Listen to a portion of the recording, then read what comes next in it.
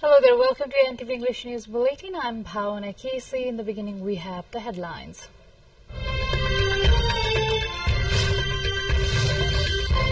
Cabinet appoints Senior Secretary Reusable as the Chief Secretary. Such comes after CIA filed case against now suspended Chief Secretary Reusable. Netanyahu says the intense phase of fighting in Rafah in southern Gaza nearly over, however, as the war is not coming to an end.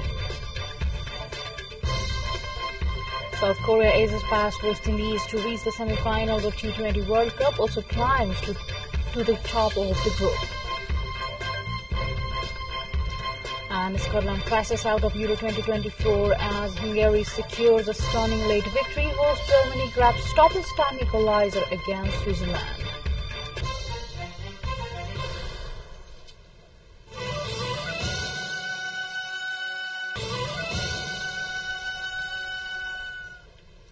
Welcome back. Now we have the news in details.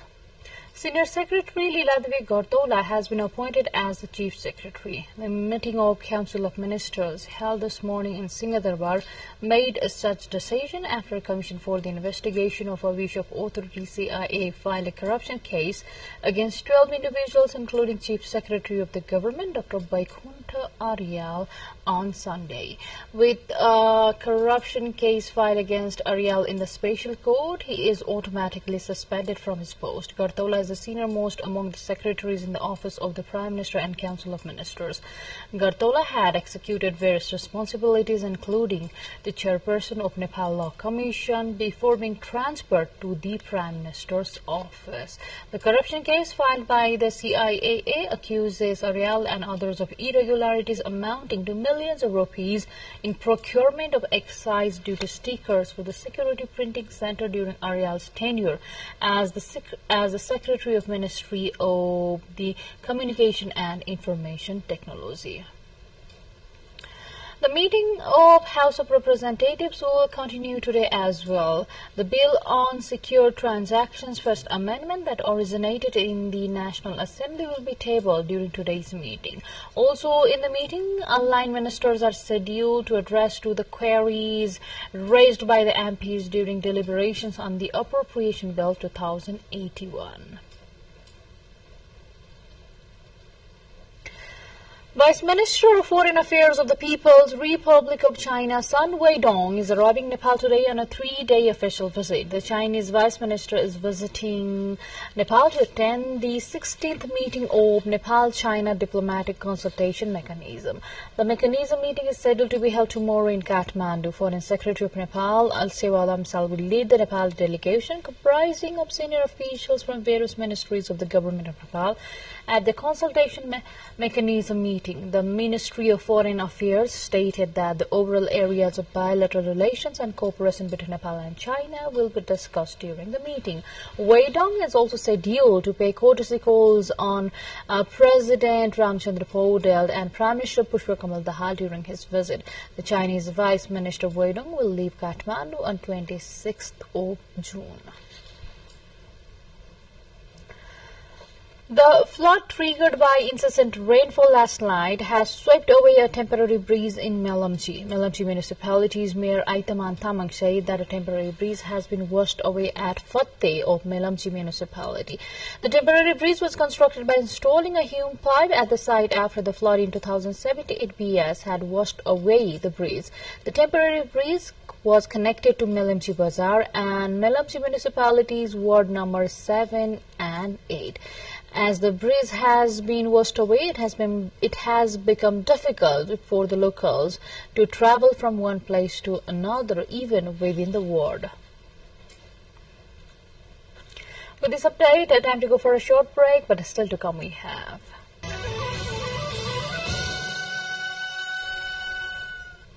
Welcome back. You're with NTV English News Bulletin. Now we have more updates. Israeli Prime Minister Benjamin Netanyahu had said the intense phase of fighting in Rafah in southern Gaza is nearly over, but that doesn't mean the war is coming to an end. He said the war would continue until Hamas was completely driven from power. He added that the Israeli military would soon be able to redeploy troops to border with Lebanon, where exchanges of fire with Hezbollah has been escalating. Residents of Rafah said there had been more clashes in the city, while Israeli strikes on Gaza City are reported to have killed the Hamas-run Health Ministry's Director of Emergency Services. An aid distribution center was also hit. With just a week remaining before a presidential election, Iranians are divided over whether voting will address pressing economic issues and mandatory hijab laws. Iranians head to the polls on June the 20th to choose from 6 candidates, 5 conservatives and a relative reformist to succeed Ebrahim Raisi, who died in a helicopter crash in May. The election comes as Iran grapples with economic pressures, international sanctions and enforcement of the compulsory headscarves for women. The candidates have held 2 debates, each pledging to tackle the financial challenges impacting the country's 85 million people. An intensive heat wave continues to grip much of the United States this weekend, triggering record-breaking temperatures and placing millions of people under heat alerts. Most of the United States will experience hotter than normal weather throughout the summer from July to September. A U.S. government agency has predicted as large parts of the country sizzled in the first heat wave of the country. The heat wave comes as the already challenging wildfire season in California, where dry and wind conditions have fueled several large fires. Despite progress in containing some blaze, the forecast high temperatures for this weekend are expected to hinder ongoing efforts to combat the wildfires. For updates, line up on the other side, but before that, let's have the highlights first.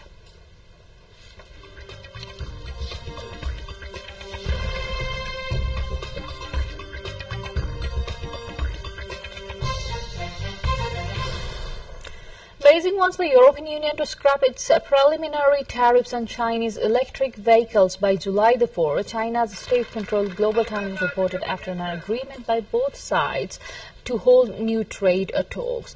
Provisional EU duties up to 38.1% on imported Chinese-made EVs are set to kick in by July the 4th, while the bloc investigates what the EU claims are excessive and unfair subsidies to the Chinese EV makers.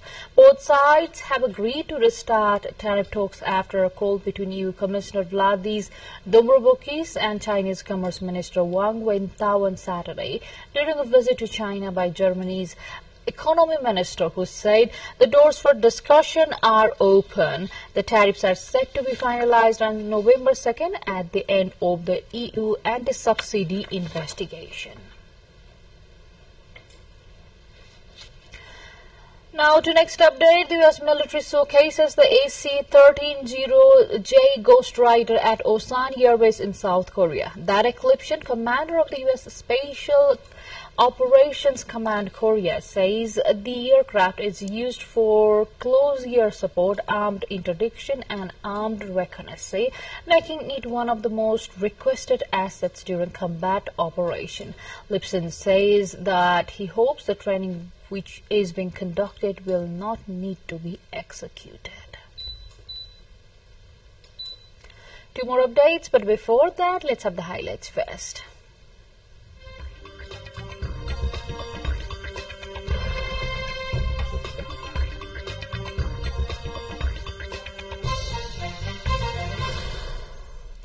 A Chinese reusable carrier rocket completed a 10-kilometer vertical return test on Sunday, which is by far the largest vertical return test for the Chinese reusable carrier rocket. The test flight began at 1 p.m. local time and lasted for about 6 minutes. The 3.8-meter diameter rocket, powered by 3 variable thrust liquid oxygen methane rockets, climbed to an altitude of about 12 kilometers before adjusting thrusting and descending. The rocket opened its landing pad supports at an altitude of 50 meters and landed slowly but stably on the recycling site. The rocket development is led by the Shanghai Academy of Spaceflight Technology, a member of Chinese Aerospace Science and Technology Corporation. This is the first use of the self-developed, highly variable thrust liquid oxygen methane rocket engine in a 10-meter return test, laying a solid foundation for the 4-meter diameter reusable rocket to be tested in 2025. Now to sports.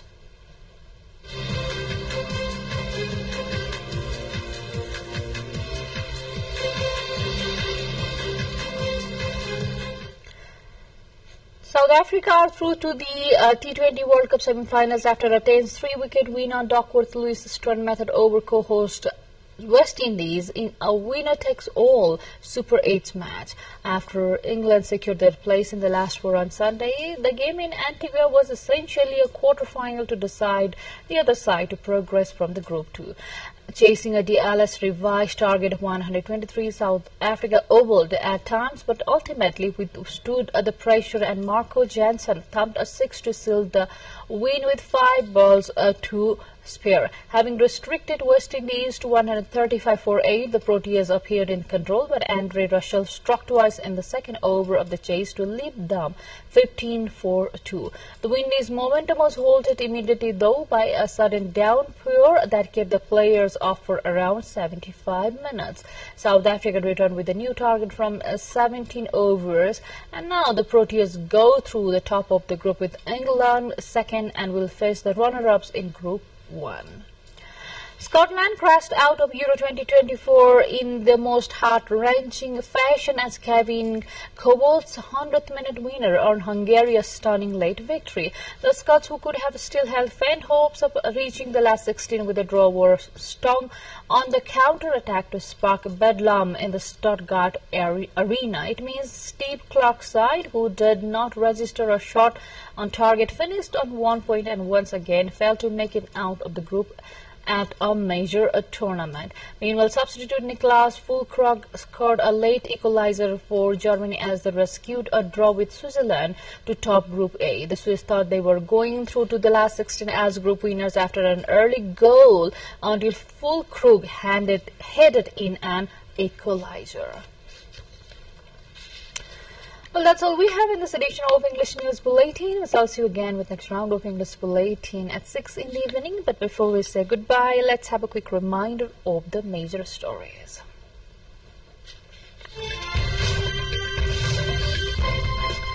Cabinet appoints Senior Secretary Leela Devi Gortola as the Chief Secretary. Such comes after CIA trial case against now suspended Chief Secretary Vaikunta Aryal. Netanyahu says the intense phase of fighting in Rafah in southern Gaza is nearly over. However, adds the war is not coming to an end. South Africa is past West Indies to reach the semi-finals of the T20 World Cup, also climbs to the top of the Group B with the victory. And Scotland crashes out of Euro 2024 as Hungary secures a stunning late victory. Host Germany grabs stoppage time equalizer against Switzerland. That's all we have in this edition of English News Bulletin. We'll see you again with next round of English Bulletin at 6 in the evening. Till then, have a great time ahead and do stay tuned with us. Namaste.